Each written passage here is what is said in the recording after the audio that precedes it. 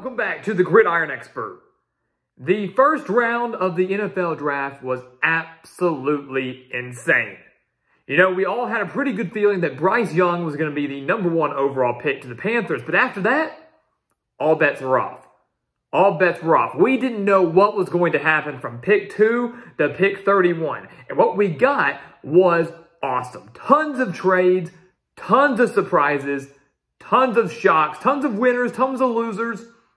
It was everything you wanted in the opening night of an unpredictable NFL draft. And today, guys, we're here to share you our 3 biggest winners and our 3 biggest losers from the opening round. Both these teams have rooms to continue to improve, continue to fix things, or continue to get worse over the final 6 rounds over these next 2 days. But round 1 was very successful for 3 teams, very bad for 3 other teams. We're going to break those down for you right now. So welcome back to the Gridiron Expert, guys. We're so glad that you could join us today. As always, please continue to like, comment, subscribe, share our videos, and check out everything down in the description below, including our website, thegridironexpert.com, where we have non-stop college football content for you there and other exclusive offers to help you get through this offseason. Because again, guys, here at the Gridiron Expert, college football never dies.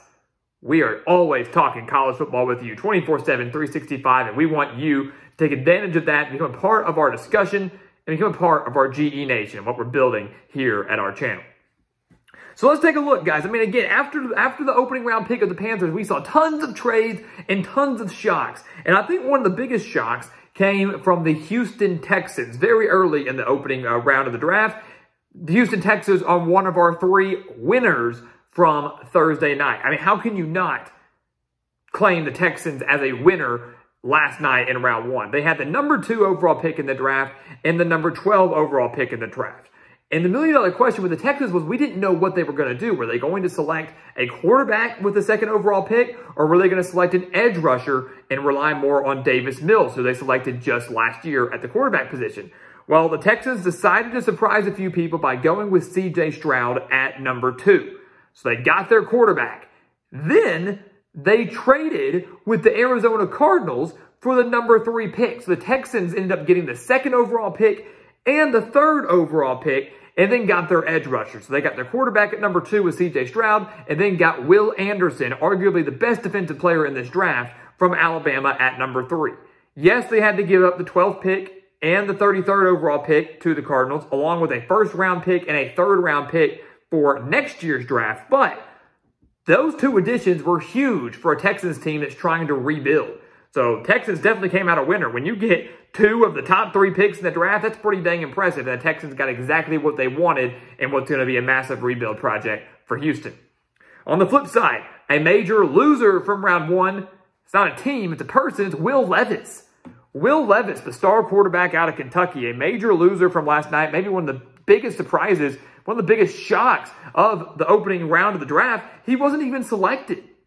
You know, this was a guy that a lot of people had going in the top 10 of the draft. The analytics gave him a less than 0.1% chance to still be available heading into the 2nd round. And yet here we are. Will Levis does not have a team.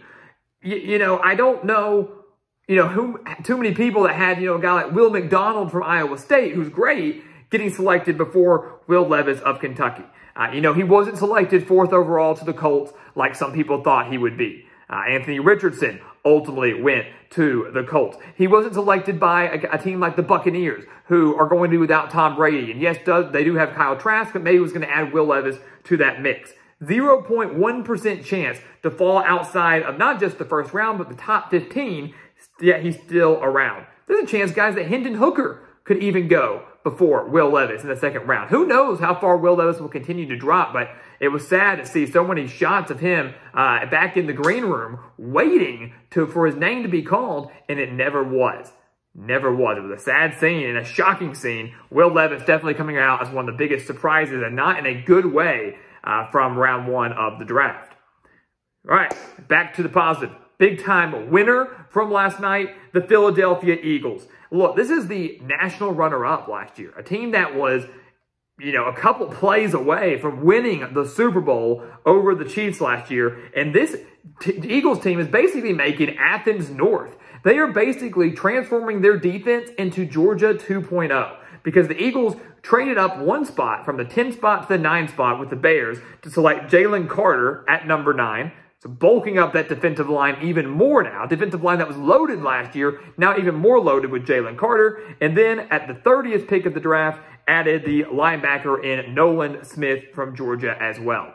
So added 2 big-time Georgia defenders to go along with 2 other Georgia defenders they selected last year in Jordan Davis and Nakobe Dean. So again, they're practically making Athens North. 4 of their 11 starters on defense are going to be from Georgia, at least from the last 2 drafts alone. They're doing a phenomenal job over there. Remember, the Eagles' defense was no slouch. You've got a studded defense, one of the best quarterbacks in the league right now in Jalen Hurts. Watch out, guys. The Eagles are building something. They're building a monster that could be a perennial Super Bowl contender over these next few years. The Eagles definitely coming out a winner to get 2 first-round picks and to land 2 studs on the defensive side of the ball. You can't top that. Unfortunately, for a team like the Packers, they added a defensive player that's not going to pan out as well for them. Packers emerging as one of the biggest losers from round 1. Look, here's the deal. The Green Bay Packers, they lose Aaron Rodgers to the New York Jets. So now Jordan Love's taken over as the quarterback for Green Bay.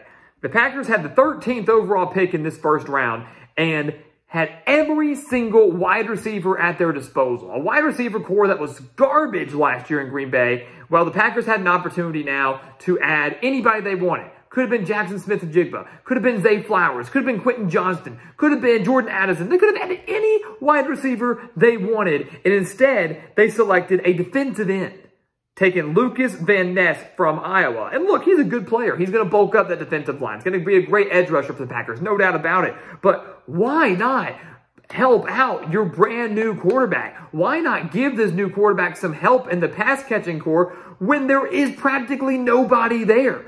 You had the chance to select any wide receiver you wanted, and you went defense. It was another bad move by the Packers front office, and it just continues to show how much they don't care about their quarterbacks. They never really gave Aaron Rodgers much help in the wide receiver core. They're clearly not going to do the same for Jordan Love. It was a shocking move by Green Bay. Many thought they were going to take a receiver, especially with Jackson Smith-Njigba still on the board. They chose not to do it. A couple picks later, a team like the Seahawks landed Jackson Smith-Njigba, and that is why the Seahawks are one of the biggest winners of the opening round. The Seahawks, guys, landed not just maybe the top cornerback in the draft, getting the number 5 pick in Devin Witherspoon from Illinois, but then landed Jackson Smith-Njigba with the 20th overall pick, who was also the first wide receiver drafted. One of the top wide receivers in the draft falls all the way to the 20th pick. Teams like the Packers didn't take him. The Patriots didn't take him. No one in the top 10 took him. Fell all the way to the Seahawks, and he was just too good to pass up.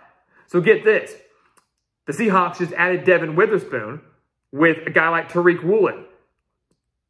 Pete Carroll was trying to create a Legion of Boom 2.0 up in Seattle. That secondary going to be phenomenal. Then they add one of the best wide receivers in this draft class to go along with guys like Tyler Lockett and DK Metcalf. This wide receiver core is loaded. If Geno Smith plays as well as he did last year, the Seahawks are going to be dangerous. No one thought they'd make the playoffs last year. They greatly exceeded expectation. Now with an even better defense and a loaded wide receiver core, this Seahawks team is going to be dangerous. It's definitely my favorite to win the NFC West heading into 2023, and by far a winner of this first round of the draft. And finally, the last loser of the draft. We promised 3. Last loser of the draft, give me the Jets. You know, last year I thought the Jets were the winner of round 1. The Jets dominated round 1 last year in the NFL draft. This year, a bit of a loser. Yes, look, they got Will McDonald, the star player out of Iowa State. He's a good pickup, a guy that forced 10 forced fumbles during his career with the Cyclones. Great move. But the Jets got owned by Bill Belichick and the Patriots once again. The Patriots owned the 14th pick in the draft. The Jets owned the 15th pick in the draft. The Jets wanted an offensive lineman. The Jets were probably going to go with Broderick Jones to bulk up that offensive line and give Aaron Rodgers some extra protection, because the Jets' O-line, not too hot last year. That's what the Jets wanted to do. What did the Patriots do? They traded back from the 14th pick, allowed the Steelers to jump up, steal Broderick Jones from the Jets. Patriots moved back 3 spots to number 17 and ended up ultimately being a winner of the first round, landing Christian Gonzalez at cornerback, one of the best cornerbacks in the draft that fell all the way to 17th. So an absolute steal for the Patriots while also outsmarting their rivals. So Bill Belichick, once again, getting the best of New York again. You know, ditched them from the head coaching gig, has dominated them during his time in New England, and outsmarted them in the draft, preventing the Jets from getting that extra protection. The defense continues to get stronger for New York, but the Jets didn't get who they wanted because they were outsmarted by the Patriots, and that makes them a loser in round one, despite getting a very solid defensive pickup in Will McDonald. So there you have it, guys. 3 winners, 3 losers. Add an extra winner in there if you want with the Patriots, adding Christian Gonzalez, because that was an absolute steal at the cornerback position. But there you go. And that was just round 1. Imagine what we're going to see in round 2 and round 3 tonight on Friday, and then the rest of the rounds on Saturday. It's going to be one heck of an NFL draft, but round 1 definitely lived up to the hype.